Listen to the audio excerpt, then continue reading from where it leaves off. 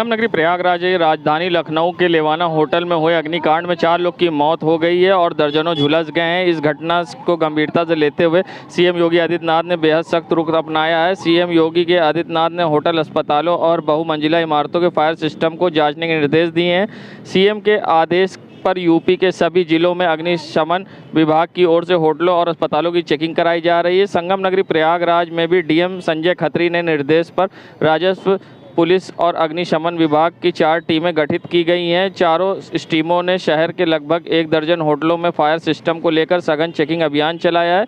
CFO doctor Rajiv Kumar Pandey की अगुवाई में चलाई गई इस अभियान में होटल अग्निशमन उपकरणों की जांच परखा जा रहा है। वहीं खुद मौके पर पहुंचे डॉक्टर राजीव कुमार पांडे सीएफओ प्रयागराज ने उपकरणों की जाँच की। जगह जगह पे होटलों की जाँच हो रही है। अब तक 12 होटल की जाँच की जा चुकी है। हम इस समय गैलेक्सी होटल का निरीक्षण कर रहे हैं। यहाँ पर जितने सिस्टम है, sprinkler system, hydrant system, fire extinguisher system, सभी की हम बारी बारी जांच कर रहे हैं। सभी सिस्टम यहाँ पर अपग्रेड हैं, कोई दिक्कत की बात नहीं। यहाँ के कर्मचारी भी प्रशिक्षित हैं, सेफ्टी ऑफिसर भी यहाँ पे हैं, तो यहाँ पे सारे सिस्टम अपडेट हैं। अब तक 12 होटलों की जाँच हो चुकी है और ये अभियान हमारा 1 सप्ताह चलेगा। जिलाधिकारी महोदय के निर्देशन में जो है 1 सप्ताह का अभियान बनाया गया है, जिसमें हमारे राजस्व के अधिकारी, पुलिस अधिकारी और अग्निशमन के अधिकारी रहेंगे और 1 सप्ताह जो है हम लोग हॉस्पिटलों की और होटलों की जांच करते रहेंगे। ट्रेनिंग भी दी जाएगी कर्मचारियों को? हाँ, कर्मचारियों को उसके बाद ट्रेनिंग दी जाएगी। अग्नि सचेतक योजना के तहत 3-3 दिन का इनको प्रशिक्षण दिया जाएगा प्रत्येक होटल के, प्रत्येक हॉस्पिटल के। और हमने अब तक जो है अग्नि सचेतक योजना के तहत जो है 2300 जनपद में लोगों को प्रशिक्षण दे दिया है। प्रत्येक ब्लॉक में 100-100 लोगों को प्रशिक्षण दिया है। कुल 2300 हमारे प्रशिक्षण प्राप्त कर चुके हैं। अब हम सिटी में जो है hospital, hotel, guest house, restaurant, high rising building के लोगों को प्रशिक्षण देंगे। प्रयागराज जहां जन्माष्टमी के दिन शिवपाल सिंह यादव ने यदुवंशियों के नाम एक चिट्ठी जारी कर उसमें उन्होंने गीता के उद्देश्य का जिक्र करते हुए कंस का भी जिक्र किया गया था। उन्होंने चिट्ठी में लिखा था कि जब कोई कंस अपने पिता को छल बल से अपमानित पद से हटाकर अनधिकृत से अधिपत्य स्थापित करता है तो धर्म की रक्षा के लिए माँ यशोदा के लाल ग्वालों की सखा योगेश्वर श्री कृष्ण अवश्य अवतार लेते हैं। वे अपनी योग माया से अत्याचारियों को दंड देकर धर्म की स्थापना करते हैं। बता दें, इस चिट्ठी में कहीं भी अखिलेश यादव का नाम तो नहीं लिया गया, लेकिन सपा प्रमुख और उनके पिता मुलायम सिंह यादव के बीच जो कुछ हुआ वे किसी से छुपा नहीं है। ऐसे में अब डिप्टी सीएम ने कहा था इस पूरे मामले पर ये अंदर की बात है, यादव हमारे साथ है। तो वहीं सपा नेता संदीप यादव ने इस पर पलटवार किया। क्या कुछ कहा है, आइए सुनाते हैं दोनों ने।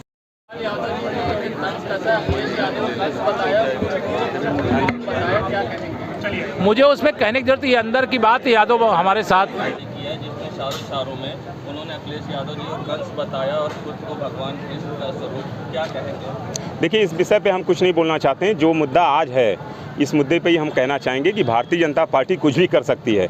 ये किस घर में झगड़ा लगा देगी, किसको तोड़ने के लिए किस हद तक ये लोग जा सकते हैं, ये भारतीय जनता पार्टी का विषय है और इस पर कहीं ना कहीं सचेत है। आज आम जनता अपने आप को जो ठगा महसूस कर रही है, लोकतंत्र पूरी तरीके से खत्म है और मैं लोगों से आह्वान करूंगा कि लोकतंत्र को बचाने के लिए आइए। जलते घर को देखने वालों, फूस का छप्पर आपका है, आपके पीछे तेज हवा है, आगे मुकद्दर आपका है। मेरे कत्ल पे आप चुप रहे हैं, आपका नंबर अब आया, अगला नंबर आपका है। तो केशव प्रसाद मौर्य ने कहा अंदर की बात है, यादव हमारे साथ है। नहीं, ये हम कहते हैं ना कि ये कोई अंदर की बात नहीं है। यादव देखिए खुलेआम समाजवादी पार्टी के साथ है, यही खटक रहा है केशव मौर्य जी को। ये केशव मौर्य जी को कहीं ना कहीं ये खटक रहा है कि यादव समाजवादी पार्टी के साथ क्यों खड़ा है।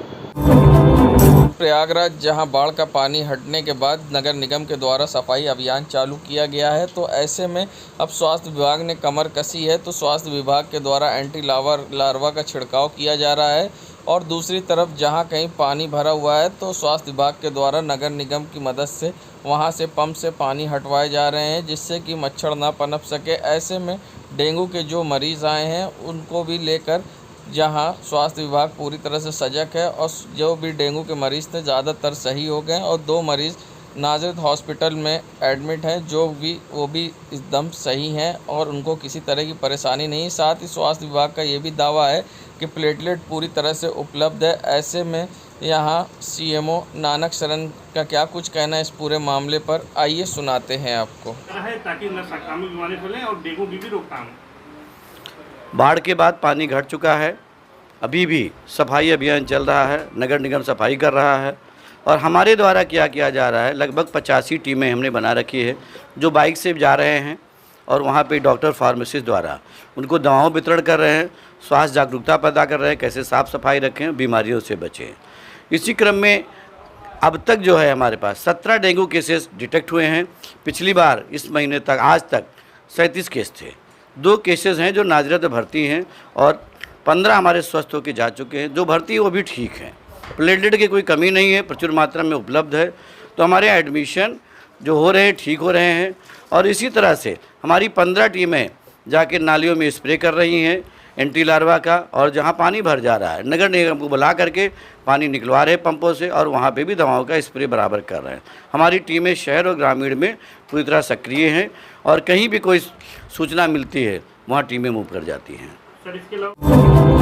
नगरी प्रयागराज के सिविल लाइन बस स्टैंड पर 2 युवक के मारपीट का वीडियो सोशल मीडिया पर वायरल हुआ था, जिसके बाद पुलिस ने अब इस पर खंडन किया है। साथ ही पुलिस का कहना है ये वीडियो फरवरी का है और इस पर कार्रवाई हो चुकी है। ऐसे में जहां टैक्सी चालक का कहना है कि उसकी गाड़ी अखबार में चलती है और उसको अवैध वसूली के लिए पैसे मांगे गए थे, जब उसने मना करके शिकायत की गई तो यहाँ पर उसके साथ ये वीडियो के तहत फंसाने की कोशिश की जा रही है। क्या कुछ कहा टैक्सी मालिक मोहम्मद शरीफ का, आइए सुनाते हैं किस तरह से फंसाने की हो रही साजिश। बहुत पुरानी वीडियो है और मैं वहाँ पर चाय की दुकान पे बैठा था, चाय पी रहा था सुबह के पहर, पेपर उतरवा के गाड़ी से मेरे, और मुझे कोई जानकारी नहीं इस वीडियो के बारे में। पुरानी वीडियो, मुझे बदनाम करने के लिए इस वीडियो को चलाया गया। मेरा अखबार का काम है, times of India, the Hindu, Hindustan times में, सहारा में मेरी गाड़ी चलती है, जो कि मुझको मैंने एक एप्लीकेशन दिया था अवैध गुंडा टैक्स वसूली का,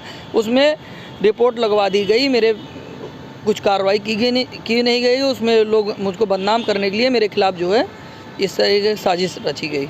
हमसे जो है कि यहाँ अखबार की गाड़ी आप चलवाएंगे और चलेगी, आपकी अखबार ले आती है लखनऊ से, ले जाती है, तो अगर आपको चलवाना है तो आपको पैसा देना है। यहाँ पर हमने नहीं दिया, इसलिए मेरे खिलाफ़ जो है इस तरीके की साजिश रची गई है और मुझे कोई जानकारी नहीं इस वीडियो के बारे में। क्या नाम है? मोहम्मद शरीफ मेरा नाम। प्रयागराज जहां लगातार मौसम बदलने के साथ साथ बारिश भी होती है समय समय पर, जिसके कारण कई जगह जल भराव होता है और जिस तरह से बाढ़ प्रयागराज में आई उसके कारण अब लोगों की मुसीबत बढ़ी हुई है। ऐसे में जगह जगह जल भराव की समस्या और गंदगी के कारण मच्छरों का भी प्रकोप प्रयागराज में बढ़ता जा रहा है। ऐसे में डेंगू मलेरिया जैसी बीमारियाँ आम बात होती जा रही है। बच्चों को कैसे डेंगू मलेरिया जैसी बीमारी से बचाना है और किन चीज़ों का ख्याल रखना है, क्या इसके लक्षण हैं, क्या कुछ कहना है डॉक्टर का इस पूरे मामले पर, आइए सुनाते हैं। देखिए, अभी जब भी मौसम चेंज होता है तब इस तरह की बीमारियां अब तेज़ी के साथ फैलती हैं। इस तरह की बीमारियों को फैलने के लिए बरसात में अक्सर देखा जाता है कि छत पे टायर पड़े हैं, गमला पड़ा हुआ है, पानी को इकट्ठा ना होने दें, कूलर में पानी रोज़ चेंज करें। ताज़ा पानी को रोज़ चेंज करने से उसके लार्वा जो है फैलने नहीं पाते, बढ़ने नहीं पाते, जिसकी वजह से इसका रोकथाम हम लोग आसानी से कर सकते हैं। ख़ासतौर पर शाम जो डेंगू के मच्छर होते हैं शाम को काटते हैं, बच्चों को कोशिश करना चाहिए शाम के बाद फुल पैंट पहना रहना चाहिए और नारियल का तेल लगा के रखना चाहिए हाथों पैर में, जिससे इससे बचा जा सकता है। साथ ही इस तरह से इसके लक्षण क्या हो? देखिए, ये तो आम जैसे बुखार होता है, मगर होता क्या है मलेरिया और डेंगू में टेम्परेचर काफ़ी हाई होता है, वीकनेस होती है, कमजोरी होती है, हेडेक रहता है, मतली आती रहती है। अगर ये सब चीज़ें लगे तो डॉक्टर अपने नज़दीकी डॉक्टर से कंसल्ट करना चाहिए, उनकी सलाह से जांच कराना चाहिए, जिससे कि इसका इलाज हो सके आसानी से। देखिए, डेंगू में ऑयली चीज़ों लिक्विड को ज़्यादा डाइट में लेना चाहिए, ऑयली चीज़ों से परहेज करना चाहिए, नारियल पानी है ये सब चीज़ को लेना चाहिए, किवी फल आजकल लोग ले रहे हैं, खाने अच्छे से न्यूट्रिशन का ख्याल रखना चाहिए और बेड रेस्ट कंप्लीट करना चाहिए, जिसकी वजह से प्लेटलेट्स एक वक्त के बाद अपने आप बढ़ने लगती है। संगम नगरी प्रयागराज कोरोना के मामले कम होने के बाद अब संविदा जांच करने वाले लैब टेक्नीशियन की छुट्टी की जा रही, जिस पर कुछ लोगों ने आज सीएमओ दफ्तर पर नाराज़गी कर प्रदर्शन किया, जिसके बाद निकाले गए कर्मचारियों का आरोप है कि भेदभाव किया गया, जिस पर इस पूरे मामले पर सीएमओ नानक शरण का कहना है कि कोविड के मामले कम होने के बाद कर्मचारियों की संख्या कम की जा रही है। इसके तहत संविदा पर रखे गए कर्मचारियों की छंटनी की जा रही। धीरे धीरे संविदा के सभी कर्मचारी को हटाया जाना है। मोबाइल वैन को पहले ही ख़त्म किया जा चुका है, अब सिर्फ सरकारी सेंटर पर टेस्टिंग होगी। ऐसे में क्या कुछ कहना है सीएमओ नानक शरण का, आइए सुनाते हैं। ये ऐसा है कि कोरोना केसेस घट रहे हैं, पूरे देश प्रदेश में घटते जा रहे हैं और हमें 1 अप्रैल से जो गाड़ियाँ मिलती थी वो भी गाड़ियाँ बंद हो चुकी हैं। धीरे धीरे ये जो हमारे लैब टेक्नीशियन, लैब असिस्टेंट, उनके द्वारा कार्य कराया जाएगा, तो धीरे धीरे स्टेप बाय स्टेप धीरे धीरे हम सबको समाप्त कर देंगे और जो हमारे मेन सेंटर्स पे लगे हुए हैं जो मेडिकल कॉलेज में वही रखेंगे, क्योंकि ना मेरे पास गाड़ियाँ हैं और उसी तरह जितना ये सैंपल करते हैं, सैंपलिंग भी कम हो रही है, उस आधार पे प्रत्येक को 100 सैंपल पर दिन करना है। तो अगर महीने में वो 3000 सैंपल नहीं कर पा रहे हैं या ज़रूरत नहीं है तो ऐसे लेकर धीरे धीरे सभी को बैठाल दिया जाएगा और जब भी कोई प्राथमिकता निकलेगी किसी द्वारा, इनको प्रायोरिटी के आधार पे, अनुभव के आधार पे इनको हम पुनः रख लेंगे। संगम नगरी प्रयागराज में जहां दिल्ली के ताल कटोरा स्टेडियम में Divya president cup karate national प्रतियोगिता संपन्न हुई, वहीं हर राज्य से खिलाड़ियों ने इसमें भाग लिया। वहीं Divya president club karate national championship में प्रयागराज के खिलाड़ियों ने शानदार प्रदर्शन कर प्रयागराज के खाते में 10 स्वर्ण, 6 रजत, 12 कांस्य यानी कुल 28 पदक हासिल किया। साथ ही प्रयागराज उत्तर प्रदेश में पदक तालिका के तीसरे स्थान पर रही। ऐसे में खिलाड़ियों का क्या कहना है, किस तरह से उन्होंने प्रयागराज का नाम रोशन किया। पार्टिसिपेट किया था हर एज कैटेगरी में और जिसमें 10 गोल्ड मेडल हम लोग ने प्राप्त किए हैं। इसमें 12 ब्रॉन्ज है और 6 सिल्वर हैं। इसमें हमारी टीम ने इन 10 गोल्ड मेडल्स के उस पे अंतर्गत पे आपके 3rd प्लेस प्राप्त की है। इसमें हमारा जो टीम है इस बार जो 24 की थी, जिसमें हम लोग 3rd प्लेस लेकर आए हैं, वो इस बार बड़ी टीम हम लोग लेकर जाएंगे ताकि हम लोग 1st प्लेस के लिए पूरी मेहनत कर सकें। हाँ देखिए, राजस्थान की जो टीम थी जो कि वहाँ पर 1st प्लेस पे आई है, उनके कम से कम 150 से 200 उनके पार्टिसिपेंट्स थे और एमपी की टीम थी उसमें 70 से 80 पार्टिसिपेंट्स थे। हमारी उत्तर प्रदेश में टोटल जो है 24 हमारी एकेडमी से गए थे। टीम की थोड़ी सी टीम छोटी होने की वजह से वो हमारा 3rd प्लेस आया। फिर भी हम लोगों ने इतनी मेहनत की है और इतनी मेहनत करने के बाद 24 बच्चों में 3rd प्लेस लाना एक खुद में ही बहुत बड़ी बात होती है। शोजब रिजवी मैं रेड बुल एकेडमी से। संगम नगरी प्रयागराज, जहां शिक्षक दिवस के मौके पर संगम नगरी प्रयागराज में शिक्षक सम्मान समारोह का आयोजन किया गया। जिला पंचायत सभागार में बेसिक शिक्षा विभाग की ओर से आयोजित किए गए शिक्षक सम्मान समारोह में राज्य अध्यापक पुरस्कार 2021 से पुरस्कृत बहरिया विकासखंड के उच्च प्राथमिक विद्यालय आदमपुर में तैनात शिक्षिका संगीता सिंह को सम्मानित किया गया। उन्हें नवचारों को खेल के माध्यम बच्चों को पढ़ाने के लिए राज्य अध्यापिका पुरस्कार 2021 से सम्मानित किया गया।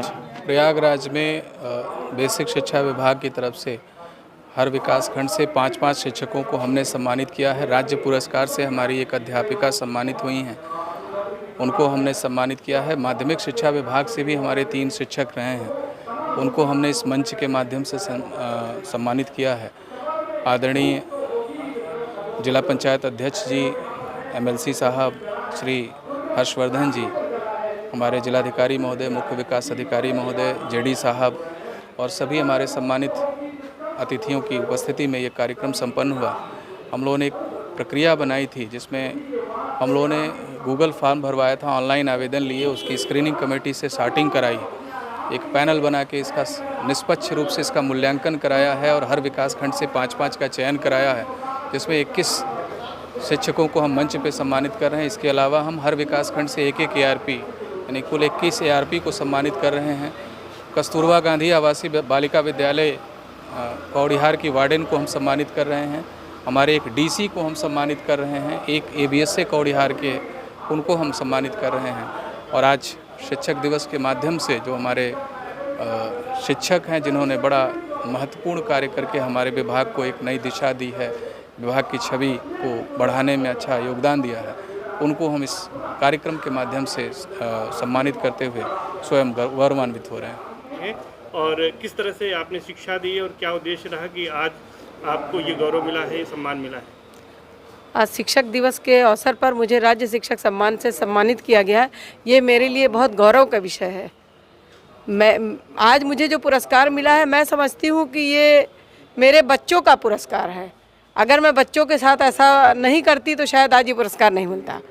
सबसे पहले बच्चों के साथ मेरा एक भयमुक्त वातावरण मैं उत्पन्न करती थी कि बच्चे निडर होकर मेरे साथ अपनी बातों को शेयर कर सकें और जो उनकी दिक्कतें हैं उसको कह सकें और जो भी उनको परेशानियां हों वो हमसे पूछें, बार बार पूछें और पढ़ें। बच्चों को मैं दीक्षा ऐप द्वारा और लैपटॉप घर से ले जाती थी और बच्चों को यूट्यूब द्वारा नई नई चीज़ें डाउनलोड कर कर बच्चों को सिखाती थी।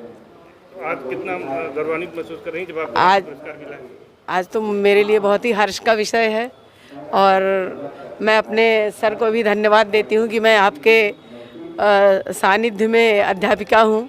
दूसरे शिक्षकों को क्या कहेंगी जो शिक्षक और भी पढ़ा रहे हैं, वो भी इस तरह से? मैं यही कहूँगी कि बच्चों के लिए एक ऐसा माहौल आप पैदा करिए कि वो आपके साथ एकदम मित्रवत व्यवहार करें और भयमुक्त होकर आपसे कोई चीज़ पूछ लें और वो अच्छी पढ़ाई करें। उनको नए नए नवाचार द्वारा, खेल द्वारा आप उनको पढ़ाइए।